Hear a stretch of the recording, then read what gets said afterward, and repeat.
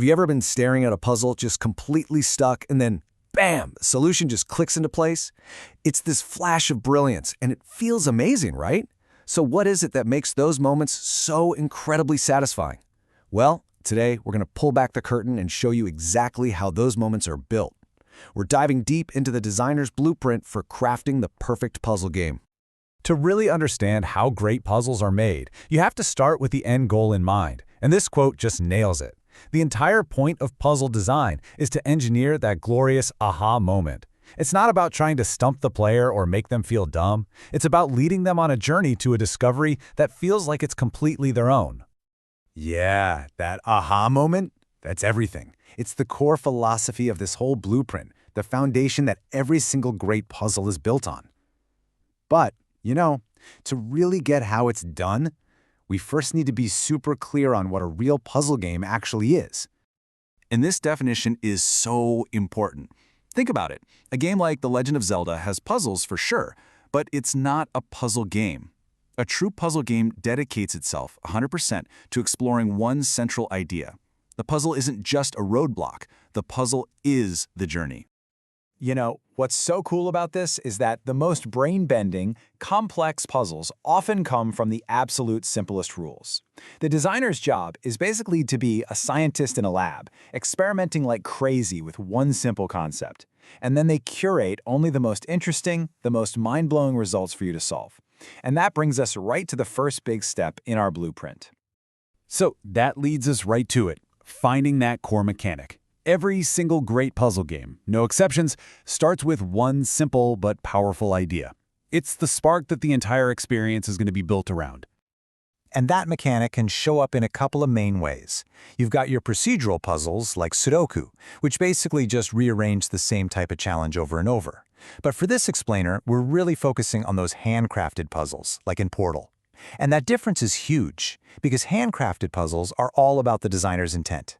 Every level is a specific lesson, a new question being asked, built from the ground up to lead you to a totally unique aha moment. Okay, so you've got a fun idea for a puzzle, but here's the million-dollar question for any designer. Is it just a one-hit wonder, or does it have enough juice to fuel an entire game? How do you know if it has legs? Well, luckily for us, there's a test for that. And this is the key takeaway here. You have to stress test your idea right away. Before you spend months or years building a whole game, you need to prove that your core mechanic has room to grow. If you can't even imagine what an interesting second, third, or fourth level would look like, well, the idea is probably too thin to work. And Braid is just a perfect example of a mechanic with real depth. The designer Jonathan Blow didn't have to keep inventing new rules for the game. He just kept playing with his one core idea, rewinding time. And in doing so, he discovered new puzzle possibilities. Like, whoa, what happens if some things in the world don't rewind with everything else? That's depth. All right, so we found a solid core mechanic. It passed the test. Now for the really clever part of the blueprint. How do you teach this to the player without them even realizing they're in a classroom? How do you build an invisible tutorial? Now, this might sound completely backward, but it's one of the most important principles in puzzle design. Instead of building a maze and just hoping the player finds the exit, a great designer starts with that clever solution, that aha moment, and then they literally reverse engineer the entire level to guide the player straight to that feeling of discovery. This is where the real art comes in. I mean, think about it. How do you get someone to master really complex ideas like physics, momentum, or spatial reasoning without a single pop-up window or a boring paragraph of text? Well, one game is an absolute masterclass in this. What's so brilliant about Portal's design is how it absolutely guarantees you learn. The early levels often have only one possible solution. They force you to learn about momentum because there is literally no other way to solve the puzzle. And when their testers still got stuck, Valve didn't add more text. They just added an even simpler room to make the lesson absolutely unmistakable. It's genius. Okay, so now we get to the part of the process where all those carefully laid plans and clever designs collide with reality. Playtesting. Because no matter how brilliant a design is on paper, it's pretty much meaningless until a real player actually gets their hands on it. This right here is what you call the designer's curse. When you already know the answer to your own puzzle, it is almost impossible to judge how hard or how intuitive it actually is. It always looks easy to you. You simply can't trust your own eyes, which is exactly why you need fresh ones. And this is why you need two totally different types of feedback. First, you need your savvy players, the experts. These are the people who will immediately find clever ways to break your puzzle or cheat the system. But then, you also need the novice players, the Your Mom playtesters. They're the ones who will show you exactly where your invisible tutorial completely failed and left them feeling frustrated and lost. The game Snakebird is just a perfect, almost painful example of this. The very first level the designer created, what he thought was a nice, gentle introduction, turned out to be a mid-game level challenge for new players. They were just getting crushed. Without that Your Mom feedback, the game's difficulty curve would have been a brick wall right from the start.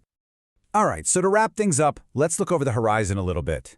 The core blueprint we've talked about, it's pretty timeless, but new technologies and new ideas are constantly adding new pages and expanding what a puzzle game can even be.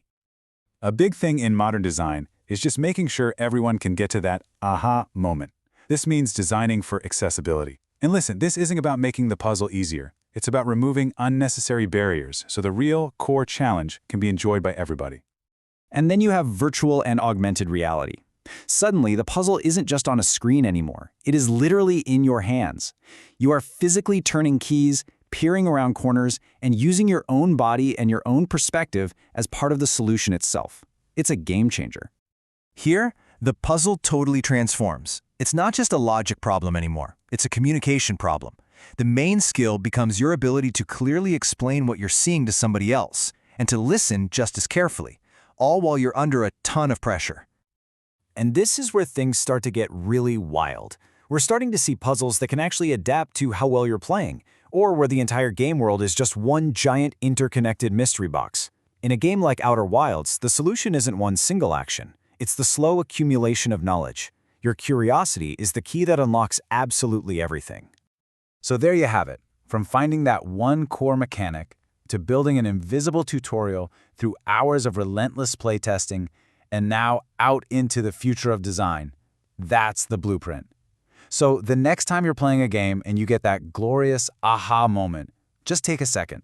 Appreciate the intricate, invisible architecture that was built just to lead you there.